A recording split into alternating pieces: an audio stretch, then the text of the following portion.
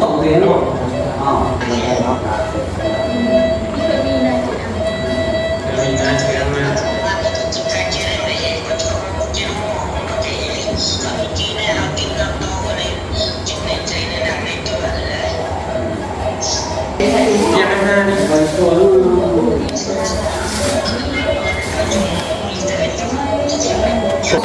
Khóc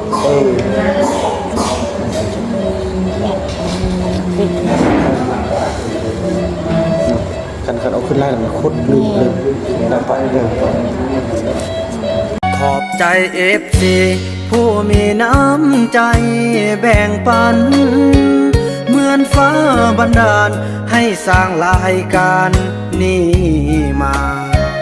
สวยเหลือคนทุกข์คนจนหรือคนด้อยกว่าด้วยแห่งศรัทธาบุญนำพาได้มาร่วมทาง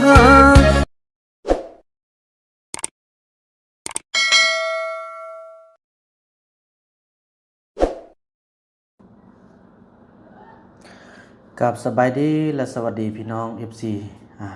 ของเบาบุญนำกันเบิดสู่หูสู่คนพี่น้องเอ้ยโอ้พี่น้องตาโกนเลยพี่น้องเอ้ยเนาะ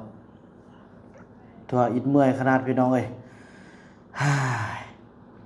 กะเมื่อนี้เบาบุญนำจะพาทุกคนไปอัปเดตอาการของพ่อเฒ่าจันเนาะตอนนี้ก็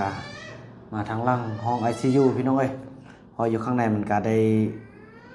เพิ่นก็กำหนดแล้วพี่น้องบ่ให้ถ่ายเด็ดขาดเนาะรูปอีหยังตามบ่ให้เล่นโทรศัพท์เลยพี่น้องถ้าข้างในเนาะตัวพี่น้องเอ้ยบ่าวนำฮักก็เคยเห็นว่าห้อง ICU เป็นห้องหยังเนาะเป็นห้องที่มลสุมที่สุดของชีวิตพี่น้องเอ้ยเนาะก็ถือว่าแต่ละมื้อก็มีคนเสียมีคนป่วยดีแล้วก็ไปต่อพักฟื้นผู้ใดบ่ดีแล้วก็มันมืดบุญอยู่หั่นพี่น้องเอ้ยเนาะบาวนังก็สุดที่เนาะกับแพทย์หมอช่วยพ่อเฒ่าจันก็ถือว่างมอนุญาตให้พี่น้องเอ้ยงมขี้งมเหี่ยวงมทุกอย่างเลยพี่น้องเปลี่ยนแผ่นเพิดเปลี่ยนเหี่ยวแค่แต่ยังมีแม่ของบาวนำเนาะมาช่วยพี่น้องบาวนำบ่ช่วยลาแล้วก็ให้เพิ่นคืนละ500,000พี่น้องครับเพิ่นเฝ้าเนาะ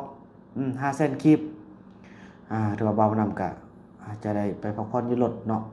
เพื่อประหยัดค่าใช้จ่ายอย่างต่างพอมาเสื้อบาวนำก็เอามาแล้วพี่น้องเอ้ย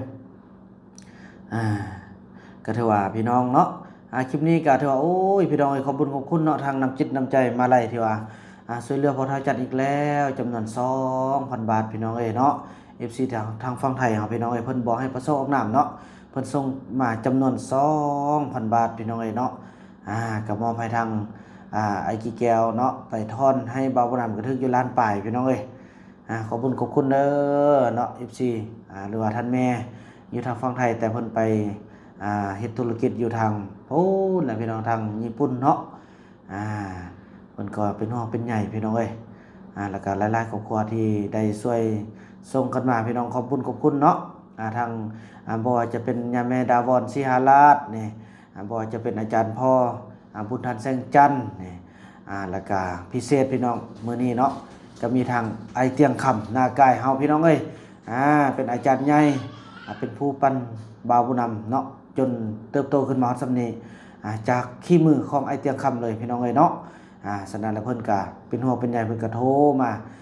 ทำถึงสุขถึงทุกข์เนาะแล้วก็ช่วยจำนวน200,000คลิปเนาะขอบคุณเด้อทางไอ้ใหญ่เฮาเนาะก็ให้อยู่ดีมีแรงร่ำรวยเด้อแล้วก็ทาง FC ทางฝั่งไทยเฮาเนาะทางย่าแม่เฮาให้ร่ำให้รวยกันพี่น้องเอ้ยเนาะถือว่าไปเบิ่งความอดทนของเบาบุญนำแล้วก็อาจจะให้เห็นเพียงบางเล็กน้อยพี่น้องเอ้ยเนาะก็ถือว่าตอนที่ว่ามันบ่ได้มีโอกาสได้ถ่ายพี่น้องเนาะเฮาต้องได้ถือกฎระเบียบของหมอของพยาบาลพี่น้องเอ้ยเนาะถือว่าเบาบุญนำก็ลักถ่ายคลิปนึงแบบนี้แหละเพื่อให้ทุกคนได้เห็นว่าการอดทนความทุ่มเทของเบาบุญนำเมื่อลาพี่น้องเอ้ยแล้วก็ขอให้ทุกคนเข้าใจเบาบุญนำเนาะมีหลายๆอย่างพี่น้องเอ้ยไปอัปเดตไปเบิ่งกันนะพี่น้องเนาะ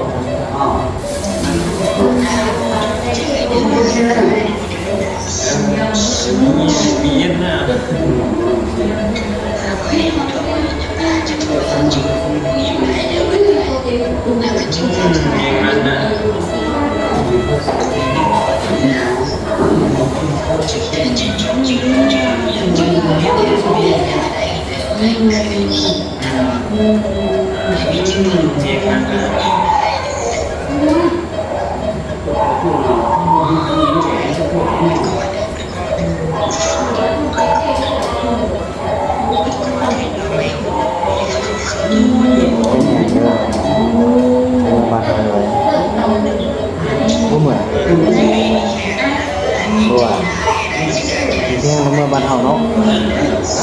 เมื่อบ้านบ่โอเคพ่อบ่เมื่อเ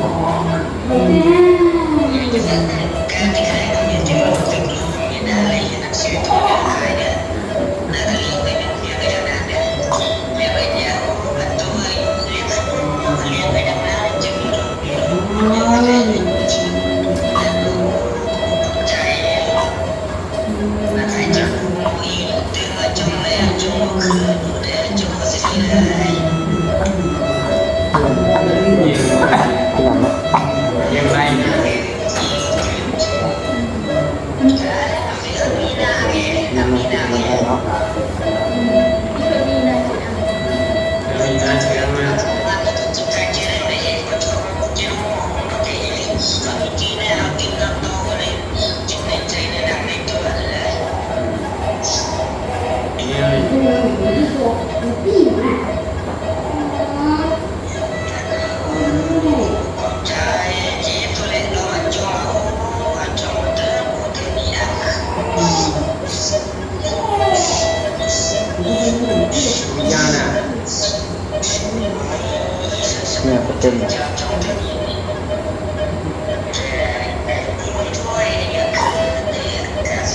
trong đấy trong đi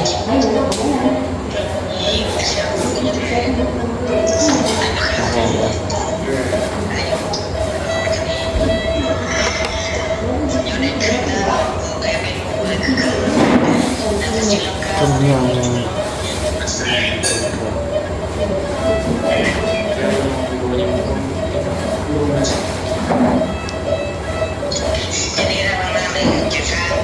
นี่เป็นงานเราต้อง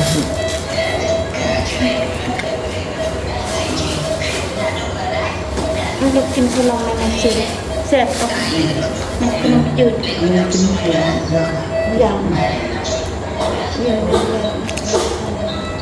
เรากินเราเดี๋ยวมากินเรา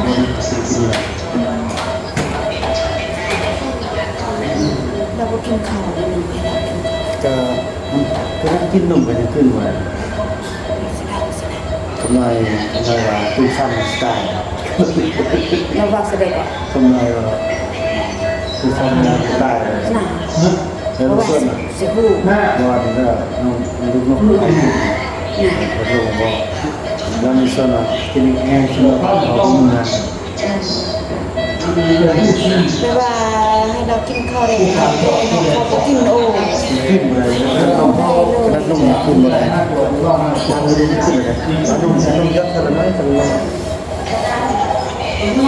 เขาเปลี่ยนนี่นะครับลองให้ดูบ้างนะต่อให้เก็บโจ้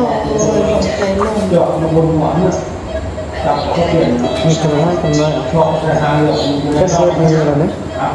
ของผมเลยลูกได้เปลี่ยนก็ได้เปลี่ยนเพราะว่าพวกอัน บ่มีหยังกินเอาเนาะ มีแต่หนังเบิ่งซอกอัน สั่ง ต้องนำ เนี่ย ต้องนั่ง ต้องนำก็เต็มเลยเปลี่ยนตอนนั้นเนี่ยทำไปทำเปลี่ยนไปเหี่ยวเปลี่ยนนี่ได้สร้างนี่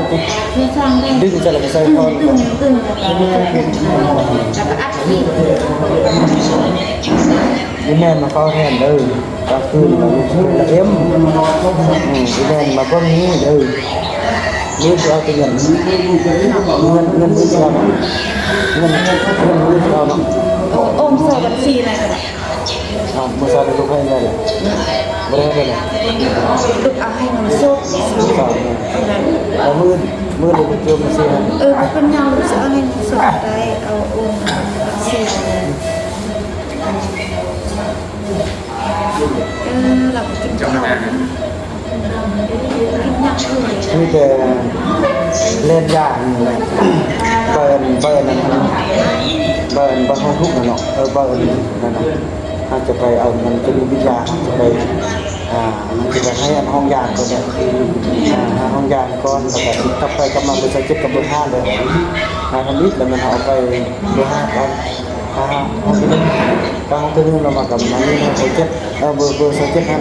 มันจะนิดเปิดนะแต่ว่าก็ยังได้เอาไปนำจากนั้นแล้วก็กลับขึ้นไปรอบซ่องห้องเบอร์5ไปห้องเอายางแล้วก็มาก่อนจ้องไว้ต้นเชื่อก็คือแบบ มีดูเอาวิ่งก็ได้ไปน่ะ ถ้าสมมติเรามีเป็นน้องเอาอย่างนี้คือคนอาชีพเช่นนี้เอาลูกนะมีแต่เอาแล้วเอาตัวเบอร์นี่มาใส่นะอาจจะบริสุทธิ์กว่าเลยอยากขึ้นรถข้ามไปเลยตัวนี้เลยถ้าพอรถมันจะกลับไปกลับมาช่วงข้ามทาง แล้วอันนี้เอาไปที่ อันนี้ไม่ได้อันนี้นี่เวลานี้ เอาไปที่นี่ไป นั่นแหละ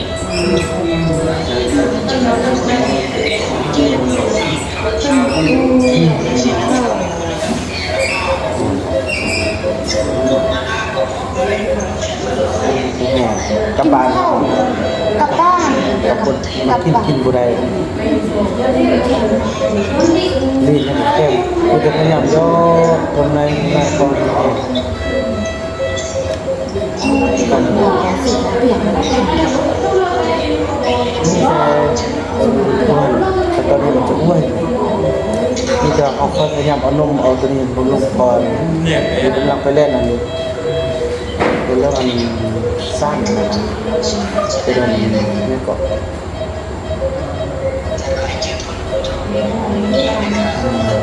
เป็นสร้างอาหารพอกำลังกวดเลยพอกวดว่าสร้างอาหารมันจะไปกับนี่ของหลังแบบโอ้โหนมกับน้ำนะเต็มเต็มหัวพูดเลย แต่เมื่อวานปีเต็มนะโอ้แต่เมื่อวานเปลี่ยนเอาเด้ รถมันบุกที่มันเป็นนั่น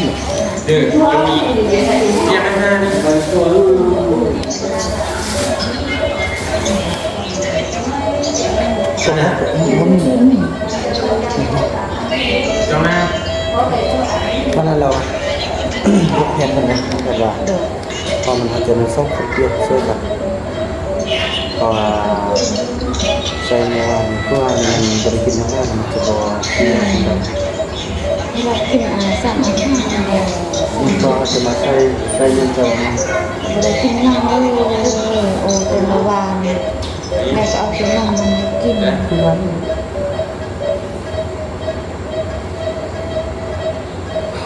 มันอยู่น้ำสโลมเลยนะน้ำสโลมอยู่น้ำลำ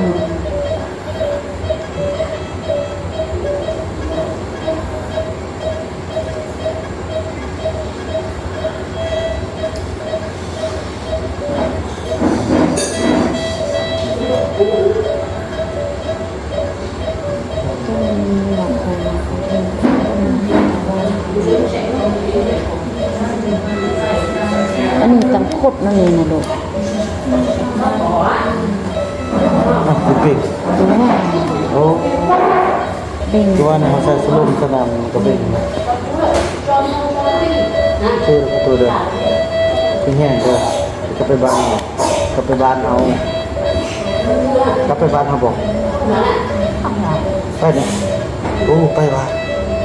ไปว่าไปเนาะมามันดีมือเงือบกับบาดเนาะ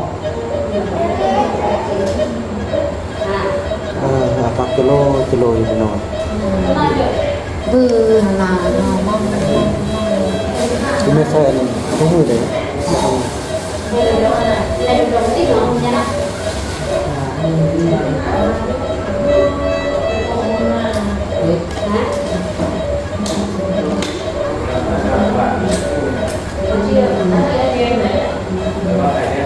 คนนี้อะไรชอบอัน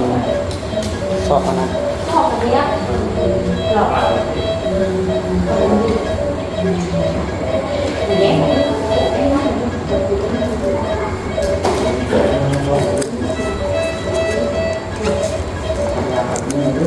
มาทำเป็นเซลฟี่แล้ว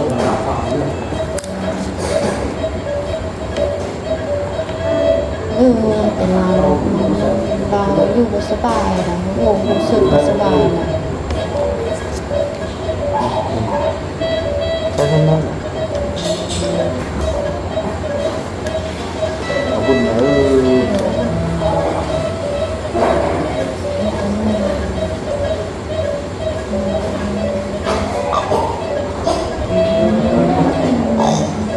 ถ้าเรามันขึ้นอะไรจะพอแห้งๆเลย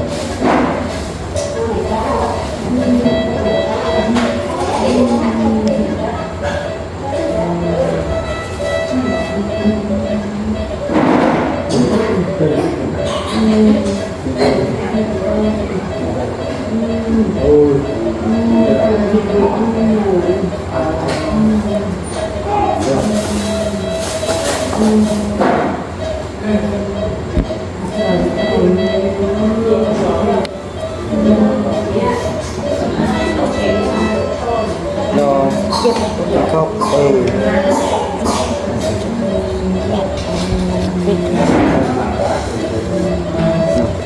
กันเอาขึ้นไล่มันโคตรลืมเลยแต่ไปเลยตุ่มกำลังบ่เฮียแบบนี้คืออยู่ตัว คือกันกันมาทำกันเพราะว่ามันตัวจ้อยง่ายโอ้ จะให้โอ้ลูกกินข้าวหรือเป็นนอนนั่งวันนี้แม่ที่เพิ่งเดินตอนคืนเด้อรู้สึกเป็นพักผ่อนเด้อตอนเล่นในโรงพยาบาลนี้ยืนมานี่เด้ออันนี้แม่นี่เด้อ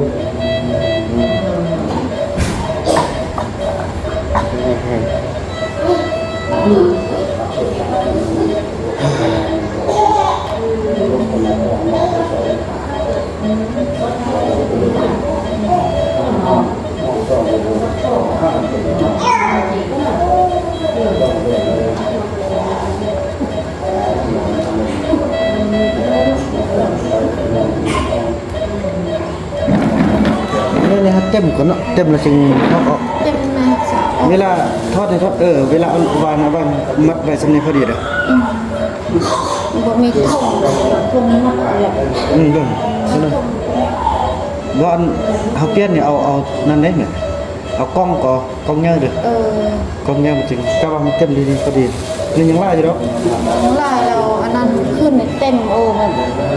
มื้อนี้นี่เฮาเร่งตัดซอยเร่งกินน้ำกินในได้แล้วสรุปนั่นแล้วมันจะถ่ายออกได้เด้แง่ทอ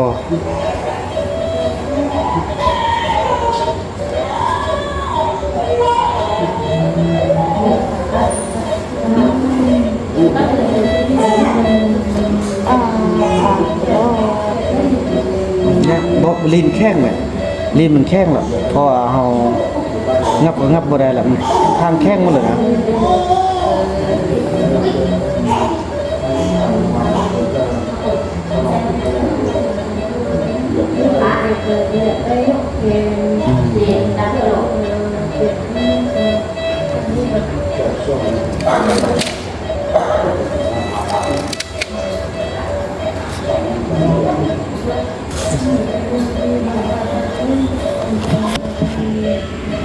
โอ้พระจันทร์เนาะ